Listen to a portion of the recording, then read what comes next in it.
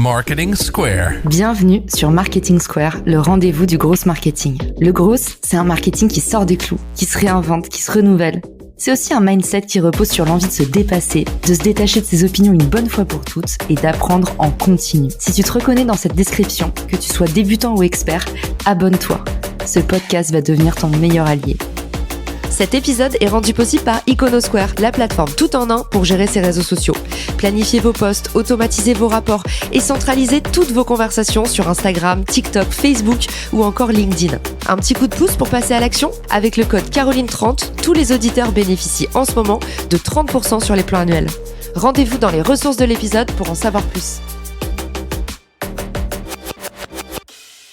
Bonjour à tous et bienvenue dans ce nouvel épisode de Marketing Square. Je retrouve mon Fabien Ferreira, qui est grosse marketeur et entrepreneur et aussi un invité résident du podcast. Pourquoi? C'est un grand généreux. Aujourd'hui, il va nous expliquer tout ce qu'il a compris des partenariats payants sur TikTok. L'influence, ça commence plus vite que prévu sur TikTok. C'est un réseau où il y a un effet boule de neige très important. Ça veut dire que très vite, vous pouvez arriver à une grosse audience. Et qui dit grosse audience dit monétisation. On arrive dans l'ère de la passion economy, l'économie des créateurs. Tout le monde dit que maintenant, on peut vivre de ses contenus. Eh ben, on va challenger ça avec notre Fabien, qui est récemment arrivé dans ce milieu et qui va nous livrer un retour d'expérience hyper honnête sur les dessous des partenariats payants avec les marques, en particulier sur TikTok. Salut Fabien, bienvenue dans le podcast. Salut Caro, merci de me recevoir. T'étais pas habitué à de si longues intros, n'est-ce pas? Carrément, je pense que je vais la noter, tu vois, je vais la récupérer pour d'autres. Qu'est-ce que tu peux brièvement nous raconter en combien de temps t'es arrivé à tes 40 000 followers sur TikTok et à partir de quand t'as commencé à avoir des demandes de partenariat de la part de marques? En fait, ce qu'il faut savoir, c'est que moi, je me suis lancé sur TikTok dans un objectif de tester, documenter et de communiquer. J'avais pas du tout pour objectif, en fait, d'avoir mon propre compte, en tout cas, de devenir influenceur ou quoi que ce soit. Mon challenge, c'était vraiment comment craquer le fait d'avoir au moins 10 000 abonnés en un minimum de temps. Moi, je m'étais fixé 30 jours. Je crois que les 10 000 abonnés, je les ai fait en 15. J'ai commencé, en fait, moi, le 17 mars. Au tout début, j'ai mis énormément d'énergie parce que c'était mon deuxième compte pour ceux qui le savent. Une vidéo par jour. Pour une fois, j'étais assez assidu sur le contenu. Maintenant, ce qu'il faut savoir, c'est qu'effectivement, je pensais pas du tout que j'allais être contacté par des marques pour faire du partenariat. J'étais plutôt assez réticent parce que quand tu es entrepreneur, de passer sur le côté monétiser ton contenu, le vendre, etc., c'est quelque chose sur lequel on n'est pas très, très à l'aise. Moi, ma première réaction a été de se dire non, jamais je ne ferai en fait du contenu pour une marque à l'insu de la communauté et surtout, j'ai l'impression qu'on sortira nécessairement de sa ligne édito à partir du moment où on fait la promotion de quelque chose qui ne vient pas de nous.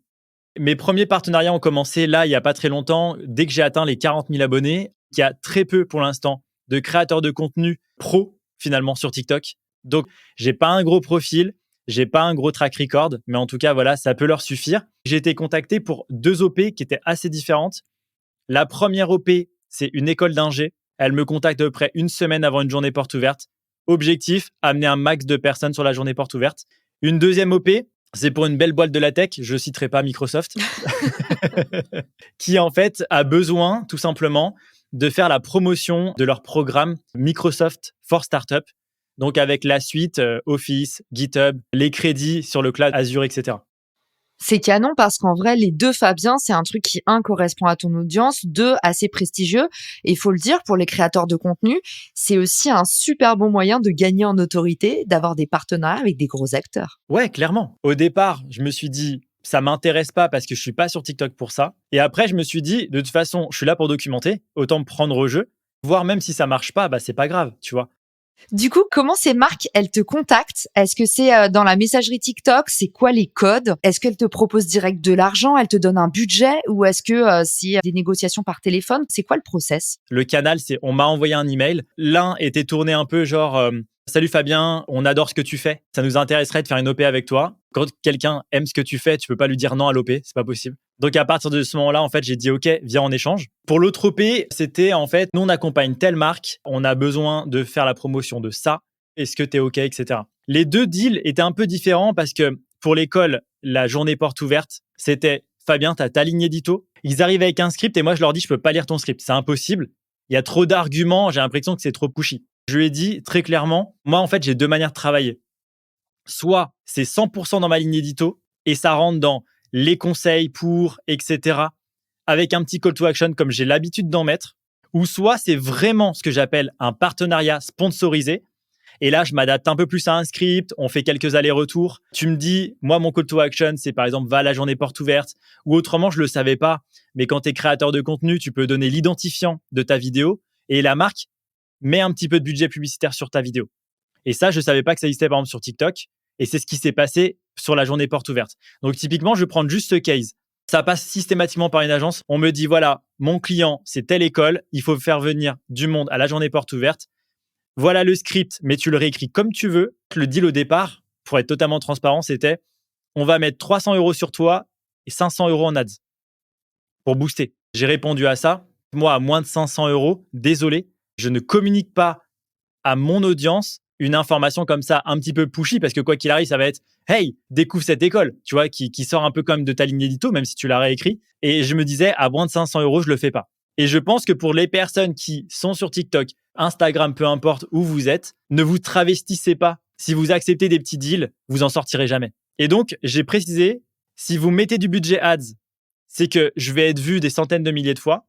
Surtout que je savais que 500 € en ads, ça pouvait faire beaucoup de vues. Et donc, j'aurais dit, normalement, je pars sur 1000 € sur ça. La réponse a été, Fabien, on part sur 600 et 500 € d'ads. J'ai dit, OK. J'ai réécrit complètement le script. Quand je dis complètement, c'est que je l'ai fait avec mes mots, mon ton, ma vidéo. La vidéo, elle dure 30 secondes. Je l'ai envoyée, je l'ai mis sur mon compte TikTok le soir même avec une petite musique de fond comme d'habitude. Je veux dire, j'ai pas changé mes habitudes. Et voilà, le deal est fait. Je crois que la vidéo a fait 320 000 vues. J'ai vu que tu l'avais épinglé d'ailleurs. Malin. Je l'ai épinglé, exactement. Je me suis dit, quitte à leur apporter un peu, autant le faire bien. Donc ça, c'est le premier deal, le premier que j'ai fait, mais en 24-48 heures. Il me contacte, je le fais. Pas de monteur ni rien. D'habitude, j'appelle à un monteur. Là, j'ai pris ma cam, j'ai filmé. L'arrière est pas top, il est assez foncé par rapport à d'habitude. Je me suis dit, je vais essayer de le faire assez authentique. À la fin, il y a quand même un call to action qui dit quand même, je te conseille d'y aller. Et le client, il est content des retombées. Donc 300 000 vues, est-ce que tu crois que c'est les ads? Toi, qu'est-ce que ça t'a apporté? Combien de temps t'y as passé? Combien de nouveaux followers t'as gagné? Et tu nous as dit que t'avais gagné 600 €. Mais en termes de retombées, qu'est-ce qu'il y a dans le bucket?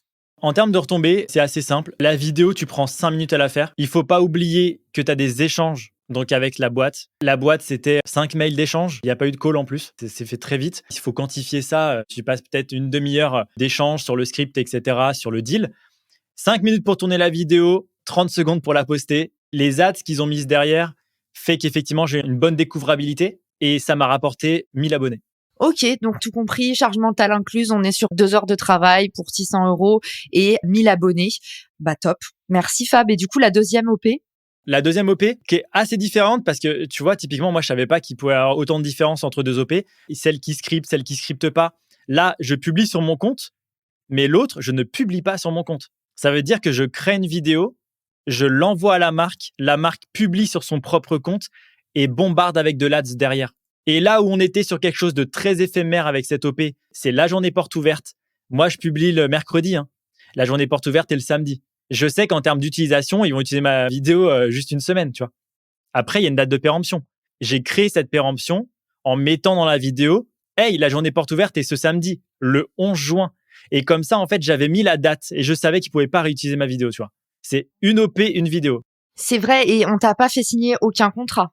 J'ai signé un contrat de prestation de service avec eux.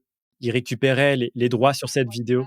L'autre deal, complètement différent. Je produis une vidéo. Ils ont accès à tout. Cette vidéo leur appartient. Elle m'appartient plus. Elle est chez eux. Ils peuvent mettre de l'AS derrière. Ils peuvent l'utiliser sur tous leurs supports digitaux. Ils me disent que globalement, l'OP va durer 4 mois, mais dans le contrat, ils mettent 1 an. Quand tu vois que la petite vidéo juste pour la journée porte ouverte fait 300 000 vues, je sais que la deuxième vidéo pour Microsoft, elle va faire des millions de vues, c'est obligé. En termes d'A/B testing, ils voient que ça fonctionne, ils continueront. Pour le deal, je suis arrivé assez cash, j'ai dit, c'est quoi votre budget? Et en fait, ils m'ont donné leur fourchette de tous les influenceurs, ils ont été assez sympas. Ils m'ont dit, globalement, on paye nos influenceurs entre 500 et 1002. Toi, on t'aurait bien vu à 1000 €. 1000 €, c'est pas énorme pour donner en fait un accès à sa vidéo exclusive, etc.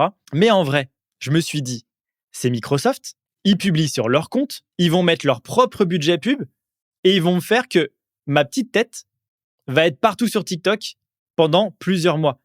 En termes de visibilité et découvrabilité, j'ai plus à y gagner de travailler avec cette marque que de ne pas faire l'OP. Ma question, c'est est-ce qu'il renvoie vers ton compte? Parce que si il renvoie pas vers ton compte, au contraire, tu peux créer de la Zoom fatigue et c'est pas toi qui prends les bénéfices des followers. Clairement, ça va être une question que je peux leur poser. La vidéo, en fait, a été produite pour ceux qui nous écoutent hier. Ils m'avaient envoyé un script. J'ai réécrit le script à ma façon. Là, je suis un peu plus dans l'explication. J'étais entrepreneur, j'ai découvert ce programme. Voilà ce que ça t'apporte. Découvre-le toi aussi. C'était un peu ça l'idée du script. Quelque chose d'assez soft. J'ai recommencé la vidéo parce que j'avais oublié de dire que c'était des crédits qui gagnaient et pas de l'argent. Et tu sais, la différence entre gagner 150 000 euros sur ton compte et avoir 150 000 euros de crédit, c'est pas la même chose. Je suis en fait sur la phase effectivement où ils ont validé la vidéo et maintenant ils m'ont demandé de laisser quelques secondes à la fin pour ajouter eux-mêmes leur propre call to action. J'ai donné la structure, le contenu, le faciès et eux gèrent le reste. Ok, donc sur cette deuxième vidéo, tout reste à découvrir. En tout cas, Fabien, toi, qu'est-ce que tu as décidé de faire par rapport à tes prochains partenariats payants? Je donne des petits conseils pour ceux qui nous écoutent. Déjà, dans la négociation, laissez toujours parler les autres le plus possible. Donc, si on vous demande un budget moyen, préférez dire quelle est votre enveloppe sur ce type de projet. Essayez de trouver des références par rapport à ce que vous avez fait précédemment. Évitez de vous engager sur des objectifs qui sont trop hauts. Par exemple, Fabien n'a pas dit je m'engage à faire 300 000 vues sur la vidéo. Dans un premier temps, c'est bien de faire un rabais sur la première action que vous créez avec un partenaire en disant voilà, testons les choses ensemble et si ça marche bien avec cette première enveloppe, pour les suivants, on ajustera en fonction. Soyez pas trop gourmand sur les premiers partenariats si c'est vraiment quelque chose qui vous sert en termes d'image, en termes de découvrabilité, comme nous l'a dit Fabien avec Microsoft. Ça vaut le coup d'être un petit peu plus considérant et de se dire qu'encore une fois, vous êtes en train de planter des graines pour la suite. Si vous n'êtes pas très à l'aise pour parler de chiffres, parce que tout simplement, comme Fabien, vous arrivez dans un milieu que vous connaissez pas trop, que vous avez un petit compte, que peut-être vous aviez même pas prévu de faire des partenariats avec des marques, nous, chez Richmaker, on vous a mis à disposition un outil gratuit qui vous permet de mesurer la valeur d'un de vos posts sur les réseaux sociaux. Alors, ça marche pour le podcast, ça marche pour Instagram, ça marche pour LinkedIn, et puis maintenant sur TikTok. Alors, il vous suffit de suivre le lien dans les ressources de l'épisode, de vous rendre à l'adresse calculator.richmaker.com et puis vous avez la possibilité, encore une fois gratuitement, de regarder en fonction de vos vues, en fonction de votre nombre moyen de likes, de commentaires, votre nombre d'abonnés quand c'est spécifié, on vous calcule automatiquement votre engagement. Donc vous pouvez dire aux marques, en moyenne, je fais un engagement de 8%. Et ici, vous voyez, si je fais la simulation pour un post Instagram, je suis rémunéré 410 euros. Pour un post LinkedIn, ce sera plutôt 1200 euros. Et donc vous pouvez utiliser ce petit outil gratuit pour mener à bien votre négociation en disant en plus, c'est pas moi qui l'ai dit, j'utilise cet outil et cet outil, c'est un algo qu'on a construit en croisant les indices de médias payants. Donc, combien est-ce qu'on paye pour une pub? On devrait être capable de payer la même chose quand on paye un créateur. En plus, c'est bien plus sympa que de mettre son argent dans la pub. Utiliser intelligemment son budget pour encourager la création. Fabien, est-ce que tu as décidé ce que tu allais faire en termes de pollution d'audience? Parce qu'un autre conseil que je vous donne, c'est d'éviter justement de vendre trop vite vos audiences à droite, à gauche, parce que ça peut briser la confiance. Avec ces 2 premiers partenariats, ça t'a donné envie d'en faire plein, un peu comme les premiers tatouages? Ou est-ce que tu es en train de te dire justement, là j'en ai fait 2, mollo, et je vois ce que je fais ensuite et on avise?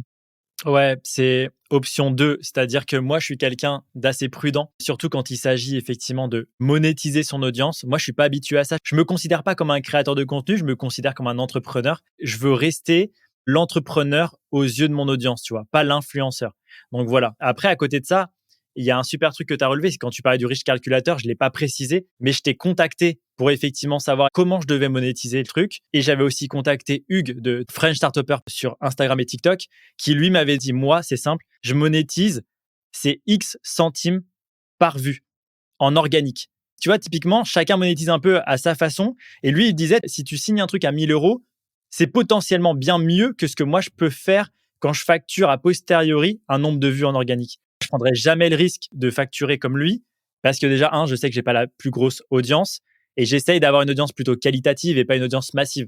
Je suis pas dans le divertissement. C'est un peu comme si tu fais une story, à la fin, on te dit, tiens, t'as gagné 2,50 €. Tu vois, typiquement, tu te dis, je l'ai un peu fait pour rien, je passe un peu pour un boulet, alors qu'en fait, derrière, ça m'a rien rapporté. Clairement, et puis les petites audiences potentiellement plus nichées, plus spécifiques, et ben en fait elles valent plus de sous que des grosses audiences diluées qui font beaucoup de pollution, donc qui parlent beaucoup d'autres marques, qui vont avoir des sujets très larges. Vous voyez, aujourd'hui, si vous êtes un podcast spécialisé dans le marketing, pour faire la promotion d'un outil marketing, c'est la voie royale. Tandis que si j'étais un podcast sur l'entrepreneuriat, peut-être que j'irais toucher avec mon sponsor seulement 10% des personnes dans ma cible. Donc aujourd'hui, moi, le truc le plus important qu'on m'a dit sur la monétisation des contenus, c'est pour les communautés, la monétisation, c'est pas en fonction de la taille, c'est en fonction de la difficulté qu'ont ces personnes habituellement à se rassembler. Donc, si vous avez 1 million de followers dans le fitness, c'est potentiellement une audience moins engagée que si vous avez 500 auditeurs sur un podcast sur l'endométriose, mais des gens qui vous aiment vraiment. J'ai jamais oublié cette phrase qu'on m'avait dit, mieux vaut 100 personnes qui vous aiment vraiment que 1000 qui vous aiment un petit peu. Ça fonctionne comme ça aussi dans la monétisation de contenu. Tu me parlais effectivement du fait de faire d'autres OP. J'ai été contacté par une boîte qui s'appelle Cameo quand j'ai eu à peu près 15 000, 20 000 abonnés. Cameo, en fait, c'est des vidéos personnalisées que tu adresses à des gens qui le demandent. Ça avait fait beaucoup jaser parce qu'à l'époque, c'était Thibaut InShape qui faisait des vidéos. Tu lui demandais, tu lui envoyais un petit message. Pour 40, 50 euros, il te faisait « Salut Fabien, je te souhaite un bon anniversaire ». Pour réagir à ça, il y a des créateurs qui globalement te disent que l'argent est reversé à des associations. Je t'avoue que moi, on m'a envoyé plusieurs mails, je me suis pas référencé sur le truc parce que j'ai vraiment l'impression que là, on rentre dans le côté création de contenu de masse, tu vois. Pas très chic. Merci Fabien pour tout ce que tu nous as partagé pendant cet épisode. On fera un petit post LinkedIn pour prendre toutes vos questions en live. On y répondra sans rien vous cacher. Merci Fabien d'avoir signé ce nouvel épisode. Où est-ce qu'on peut te retrouver si on veut t'adresser des questions spécifiques ou te suivre ? Sur TikTok, sur LinkedIn, sur YouTube, un petit peu sur Insta, où vous voulez. Excellent. Je mettrai tes liens dans les ressources de l'épisode et je vous dis à très vite dans le podcast. Ciao! Si cet épisode te plaît, tu peux le partager en me taguant ou lui laisser 5 étoiles sur Apple Podcast. Marketing Square.